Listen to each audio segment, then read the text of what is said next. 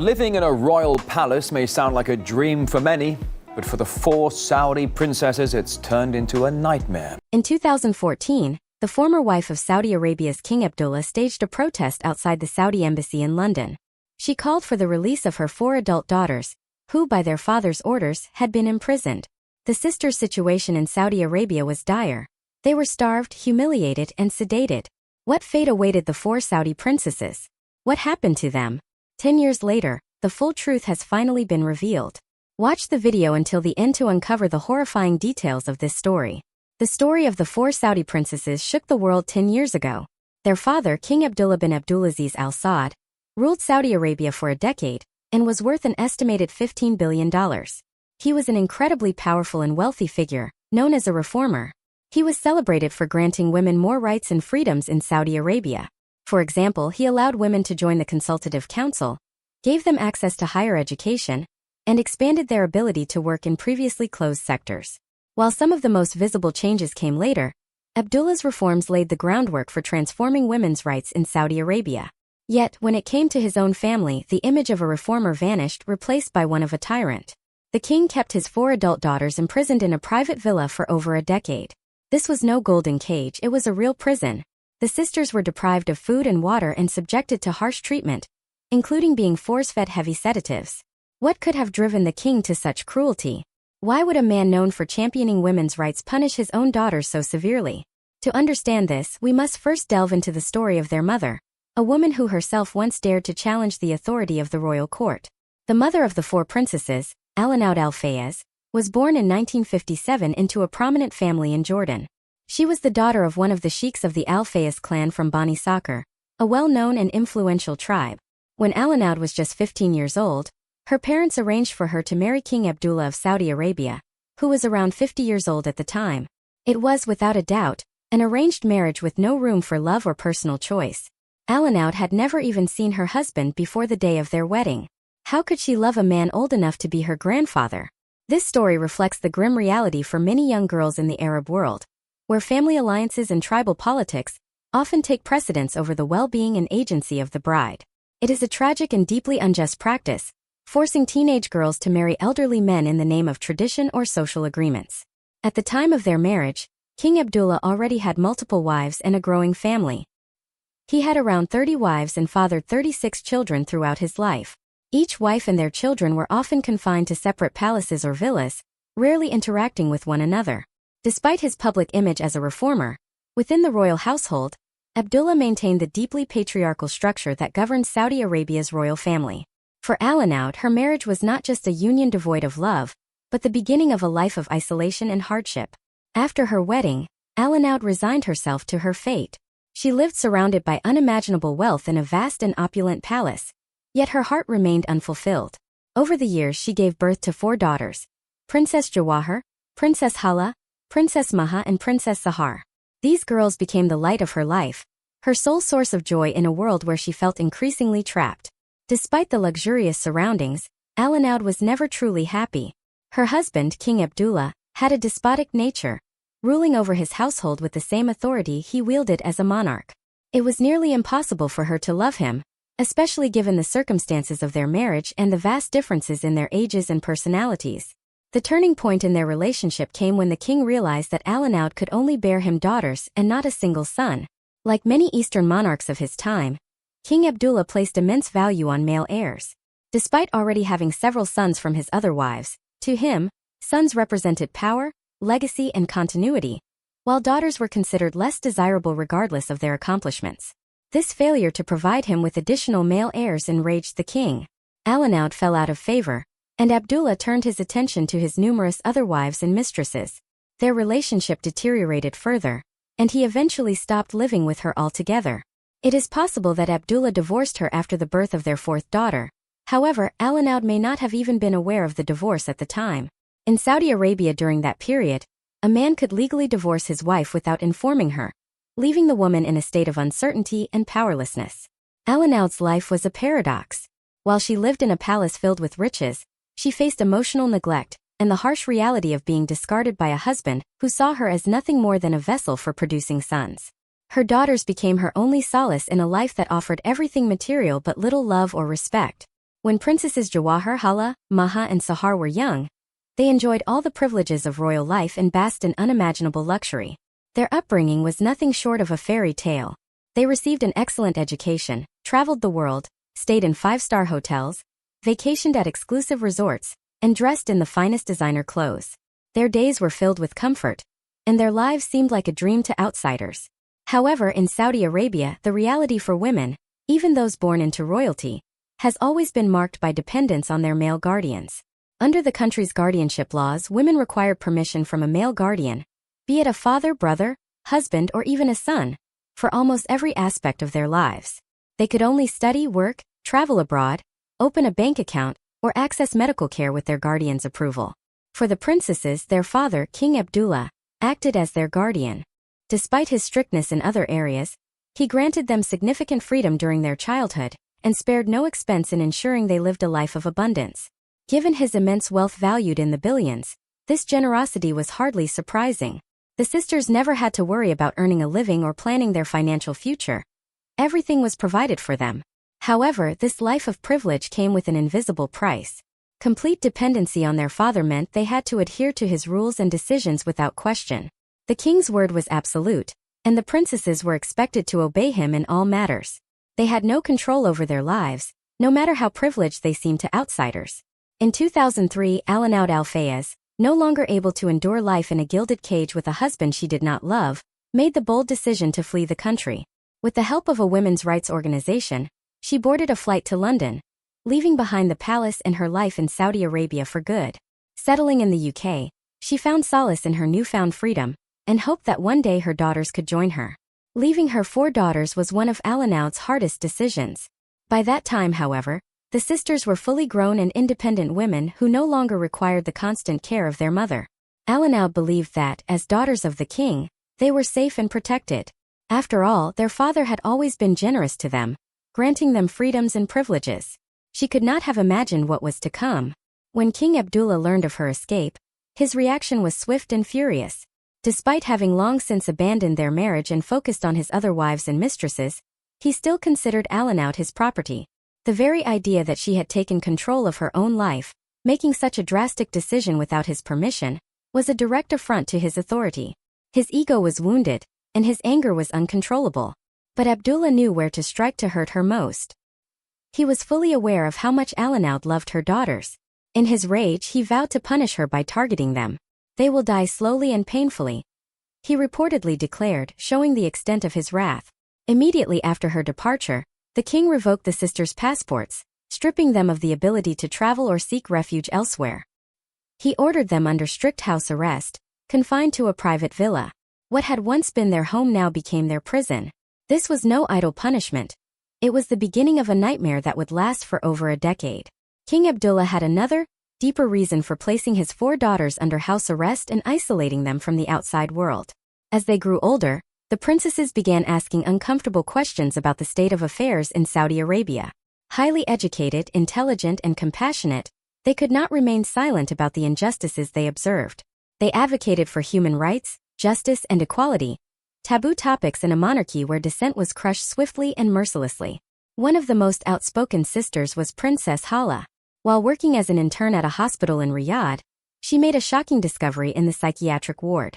She found political prisoners being forcibly sedated, punished with heavy medication simply for expressing opinions that differed from the government's narrative.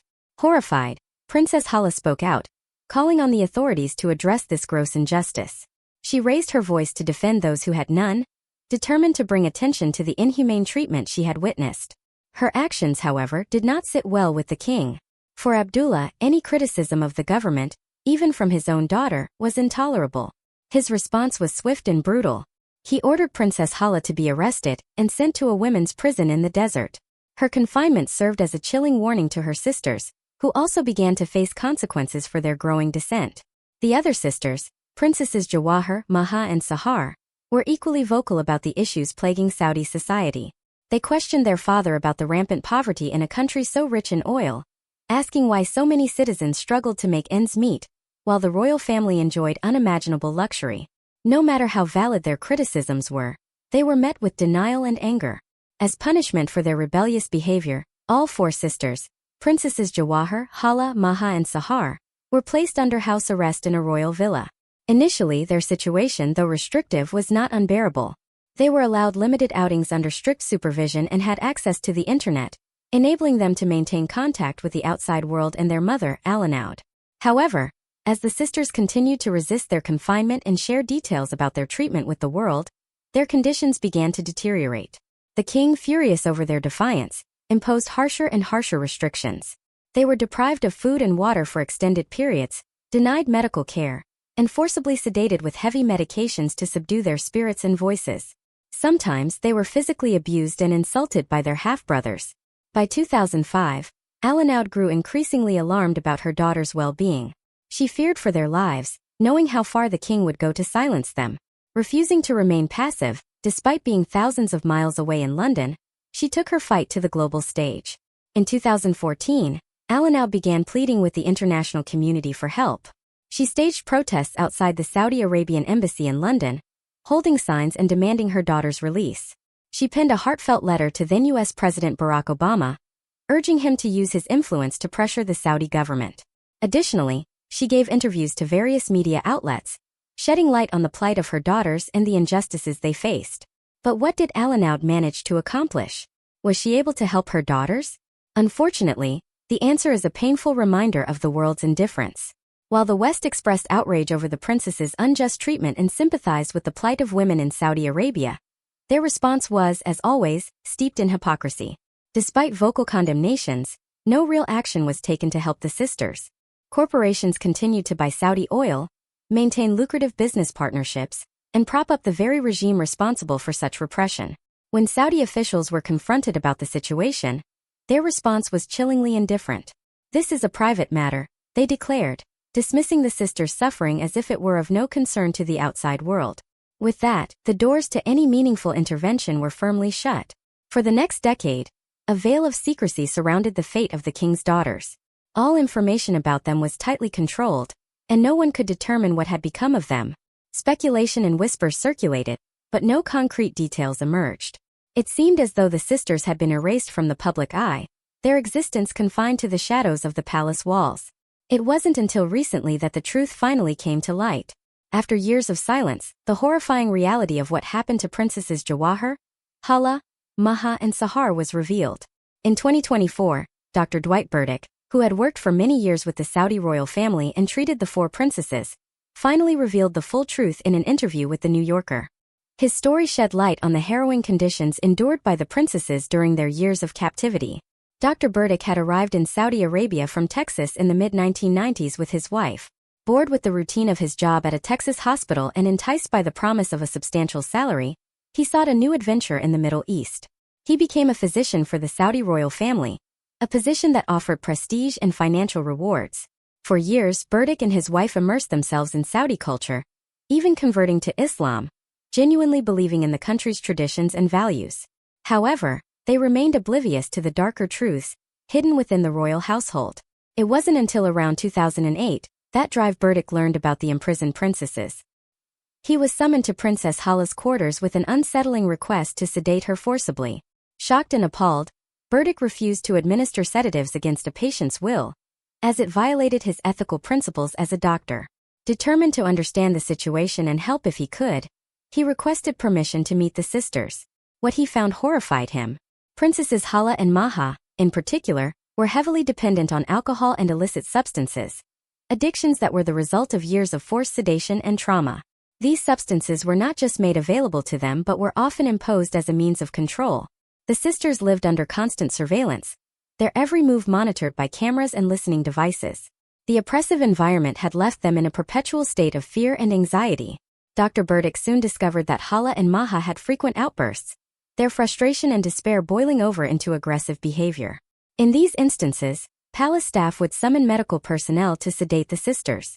During his first visit to Princess Hala's quarters, Burdick was met with hostility. Overwhelmed by anger and mistrust, she attacked him with a knife. However, instead of retaliating or complying with orders to sedate her, Burdick chose to speak to her calmly. This interaction left a deep impression on him. He saw not just anger but desperation in her eyes and understood that these women were victims of a system designed to break their spirits. While he could do little to change their situation, Burdick continued to visit the sisters, offering medical care and emotional support whenever he could. Fully aware of Princesses Hala and Maha's dire state, he knew they needed professional treatment to overcome their addiction. He began devising a plan to help them regain their health and, ultimately, their freedom. His idea was bold. He proposed sending Hala and Maha to a rehabilitation center in California, one of the best in the world. He hoped that their siblings, Jawahar and Sahar, could eventually join them once the two sisters were safely abroad. However, the royal court immediately rejected his proposal.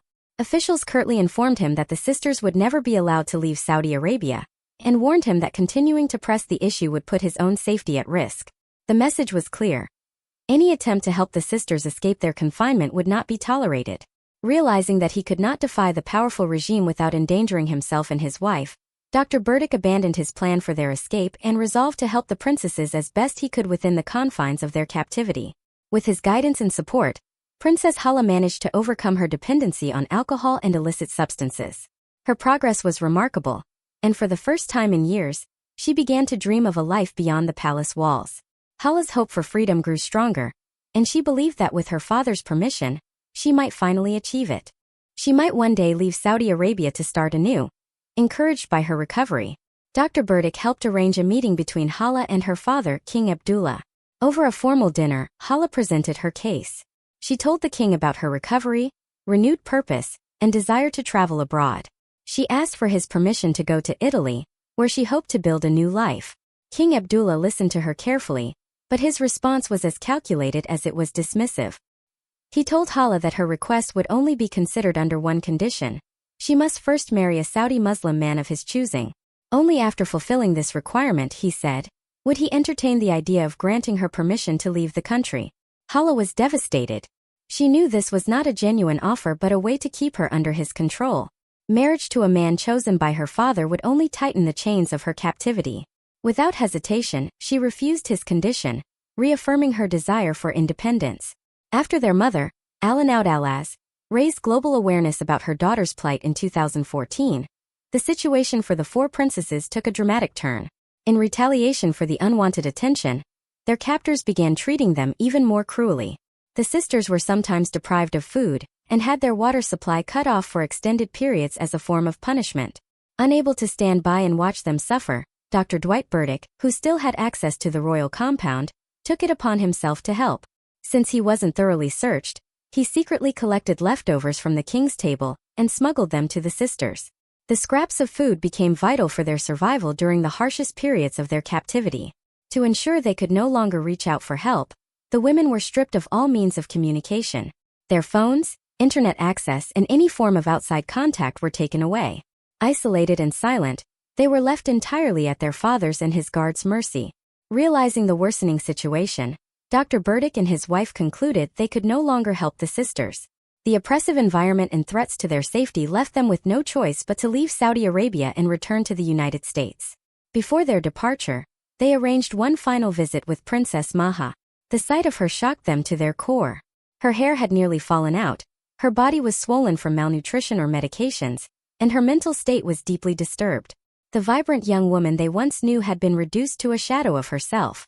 King Abdullah bin Abdulaziz Al Saud passed away in 2015, yet even after his death, the sisters remained imprisoned. Before his passing, the king reportedly vowed that the women would never be released, ensuring their continued captivity even beyond his lifetime. In 2021, years after leaving Saudi Arabia, Dr. Burdick learned heartbreaking news from friends who still worked there. Princess Hala had passed away from an unnamed chronic illness. The royal court announced her death but offered no further details, leaving the circumstances in mystery. 6 months later, Princess Maha also died. This time, the palace didn't even release an official statement. Her death was briefly mentioned on social media by a humanitarian foundation linked to King Abdullah. The fate of the two remaining sisters, Princesses Jawhar and Sahar, remains unknown. It is believed they are still held in confinement in Saudi Arabia, but there is also the haunting possibility that they may no longer be alive. The lack of information surrounding their lives only deepens the mystery and tragedy of their situation.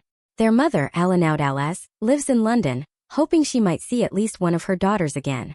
Despite the many years of silence and uncertainty, she refuses to give up on them. Do you think such a reunion is possible? This story highlights the harsh reality of living under a repressive regime where women have no rights or freedom.